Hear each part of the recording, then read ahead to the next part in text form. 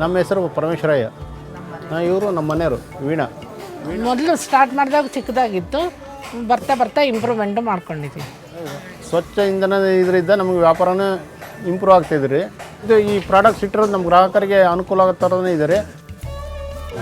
ನಾನು ಈ ಸ್ಟಾಕಿಸ್ಟ್ ಆಗೋದಕ್ಕೆ ಕೆನರಾ ಬ್ಯಾಂಕ್ ವತಿಯಿಂದ ನನಗೆ ಭಾಳ ಸುಲಭನೂ ಆಯಿತು. ಈ ನಮ್ಮ ಮ್ಯಾನೇಜರ್ ವತಿಯಿಂದನೂ ನನಗೆ ಭಾಳ ಈಸಿ ಆಯ್ತು ರೀ. ಇದನ್ನು ನಾವು ಕೆನರಾ ಬ್ಯಾಂಕ್ ಅಂತ ನೋಡಿ ಬಂದಮೇಲೆ ಸ್ಟಾಕಿಸ್ಟ್ ಆಗೋಕ್ಕೆ ನಮ್ಗೆ ತುಂಬ ಇಷ್ಟ ಆಯಿತು.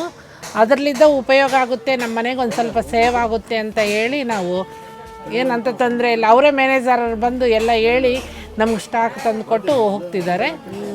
ಮಾರ್ಕೆಟ್ ಅವ್ರೇನು ಮಾಡೋ ಕೆಲಸ ಇಲ್ಲ. ಕೆನರಾ ಬ್ಯಾಂಕ್ ಅವರೇ ಲೋನ್ ಕೊಡ್ತಾರೆ, ಅವರೇ ಬಂದು ಅವರೇ ಲೋನ್ ಅಪ್ಲೈ ಎಲ್ಲ ಮಾಡಿಕೊಂಡು ಅವರೇ ಮಾಡ್ಕೊಂಡು ಹೋಗ್ತಾರೆ. ಜನಗಳಿಗೆಲ್ಲ ಅವರೇ ಅನುಕೂಲ ಮಾಡಿಕೊಡ್ತಾರೆ.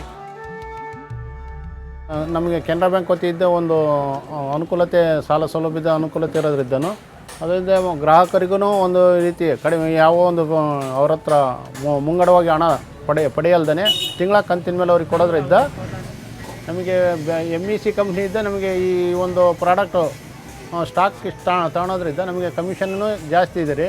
ನಾವು MSC ಕಂಪ್ನಿದ ಪ್ರಾಡಕ್ಟ್ಗಳನ್ನ ಮಾರೋದ್ರಿಂದ ನಮಗೆ ಒಂದು ಸುಮಾರು ಒಂದು ಮಂತ್ಲಿ ಒಂದು 6,000 10,000ವರೆಗೂ ಪ್ರಾಫಿಟ್ ಇದೆ ರೀ ಇದ್ರ ಮಾರೋದ್ರಿಂದ. ಸರ್, ನಮ್ಮನೆಗೆ ಒಂದು 300-400 ಜನ ಅಂಗಡಿಗೆ ಬರೋದ್ರಲ್ಲಿದ್ದ ಅವ್ರಿಗೆ ನಾವು ಈ MS ಪ್ರಾಡಕ್ಟ್ ಆಗಲಿ ಇದರಲ್ಲಿದ್ದನೂ ಕಸ್ಟಮರ್ಸ್ ಬರ್ತಾರೆ. ಆವಾಗೂ ಒಂಚೂರು ಚೆನ್ನಾಗಿ ಅಂಗಡಿ ಇಂಪ್ರೂವ್ಮೆಂಟ್ ಆಗುತ್ತೆ ಅಂತ ನಾವು ಇದನ್ನು ಮಾಡ್ಕೊಂಡಿದ್ದೀವಿ.